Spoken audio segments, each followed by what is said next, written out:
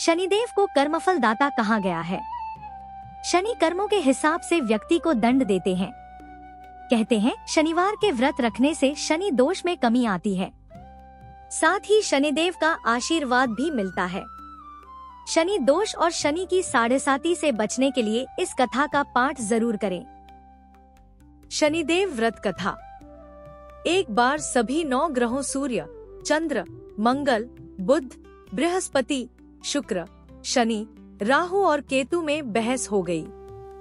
कौन सबसे बड़ा है? आपस में लड़ने के बाद सभी देवराज इंद्र के पास पहुंच गए। इंद्र असमंजस की स्थिति में निर्णय नहीं दे पाए, परंतु उन्होंने सभी ग्रहों को सुझाव दिया कि पृथ्वी पर राजा विक्रमादित्य ही इसका फैसला कर सकते हैं, क्योंकि वो बहुत ही न्यायप्रिय राजा है। सभी पृथ्वी पर राजा विक्रमादित्य के पास गए और अपने आने का कारण बताया। राजा उनकी समस्या को सुनकर बहुत परेशान हो गए। उनका चिंतित होना लाजिमी था, क्योंकि जिसको भी किसी से छोटा बताया तो वही गुस्सा कर जाएगा। राजा के काफी सोच विचार के बाद उन्हें एक उपाय सूझा। उन्होंने सुवर्ण, रजत, कांस्य, पीतल, सीसा, रांगा, जस्ता, अभ्रक और लौह से 9 सिंहासन का निर्माण करवाया। उन्हें उपर्युक्त क्रम में रख दिया गया। सबसे निवेदन किया गया कि क्रमानुसार सिंहासन पर आसन ग्रहण करें। शर्त रखा गया कि जो सबसे अंतिम में सिंहासन पर आसन ग्रहण करेगा वही सबसे छोटा माना जाएगा, जिसकी वजह से शनि देव सबसे बाद में आसन प्राप्त कर सके और सबसे छोटे कहलाए। क्रोध के आवेश में आकर शनिदेव ने सोचा कि राजा ने यह सब जानबूझकर किया है। कुपित होकर राजा से कहा कि राजा, तू मुझे नहीं जानता। सूर्य एक राशि में 1 महीना, चंद्रमा 2.25 महीने 2 दिन, मंगल 1.5 महीना, बृहस्पति 13 महीने, बुध और शुक्र 1-1 महीने विचरण करते हैं, लेकिन मैं 2.5 से 7.5 साल तक रहता हूँ। मैंने बड़े बड़े का विनाश किया है। श्री राम की 7.5 आने पर उन्हें जंगल जंगल भटकना पड़ा और रावण की आने पर लंका को बंदरों की सेना से परास्त होना पड़ा। क्रोधित शनिदेव ने राजा से कहा कि अब आपको सावधान रहने की जरूरत है। इतना कहकर शनि देव कुपित अवस्था में वहां से चले गए। समय गुजरता गया और काल चक्र का पहिया घूमते हुए राजा की 7.5 आ ही गई। तब शनि देव घोड़ों का सौदागर बनकर राजा के राज्य में गए। उनके साथ अच्छे नस्ल के बहुत सारे घोड़े थे। जब राजा को सौदागर के घोड़ों का पता चला तो अश्वपाल को अच्छे घोड़े खरीदने के लिए भेजा। अश्वपाल ने कई अच्छे घोड़े खरीदे। इसके अलावा सौदागर ने उपहार स्वरूप एक सर्वोत्तम नस्ल के घोड़े को राजा की सवारी हेतु दिया।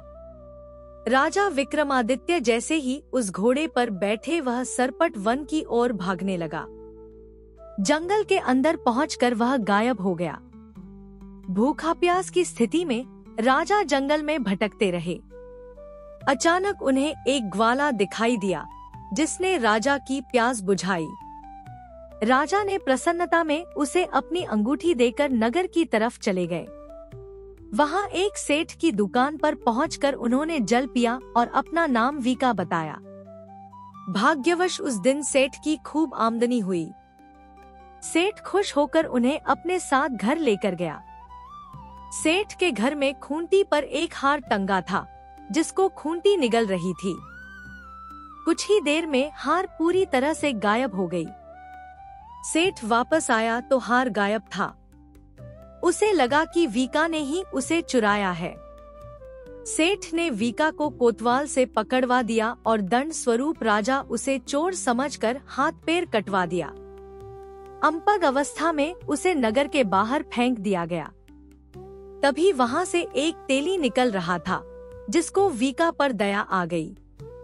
उसने वीका को अपनी गाड़ी में बैठा लिया। वीका अपनी जीप से बैलों को हाँकने लगा।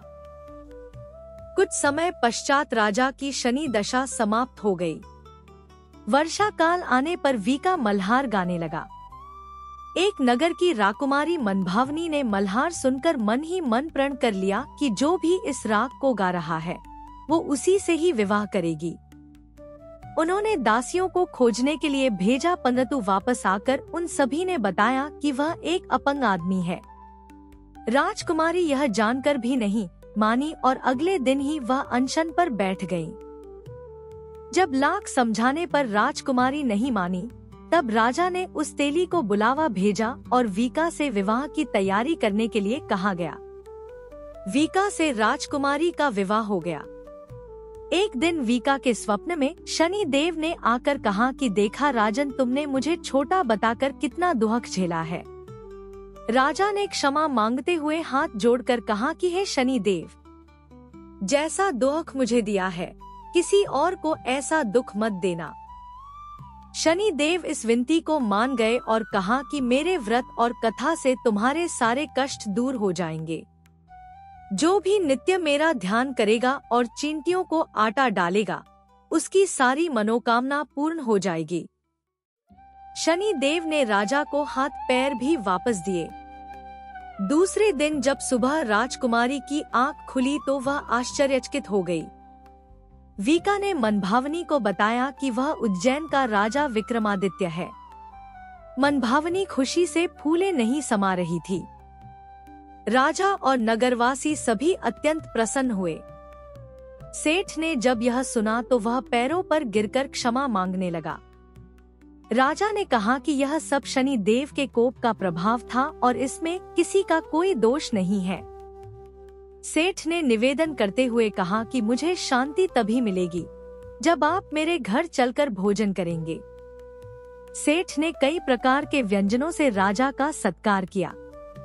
जब राजा भोजन कर रहे थे तभी जो खूंटी हार निगल गई थी वही अब उसे उगल रही थी। सेठ ने अनेक मोहरे देकर राजा का धन्यवाद किया और अपनी कन्या श्रीकंवरी से पानी ग्रहण का निवेदन किया। राजा ने सहर्ष स्वीकार कर लिया। राजा अपनी दोनों रानियों मनभावनी और श्रीकंवरी को लेकर उज्जैन नगरी लौट आए। सारे नगर में दीपमाला और खुशी मनाई। राजा ने घोषणा करते हुए कहा कि मैंने शनि देव को सबसे छोटा बताया था, लेकिन असल में वही सर्वोपरि है। तब से सारे राज्य में शनि देव की पूजा और कथा नियमित होने लगी।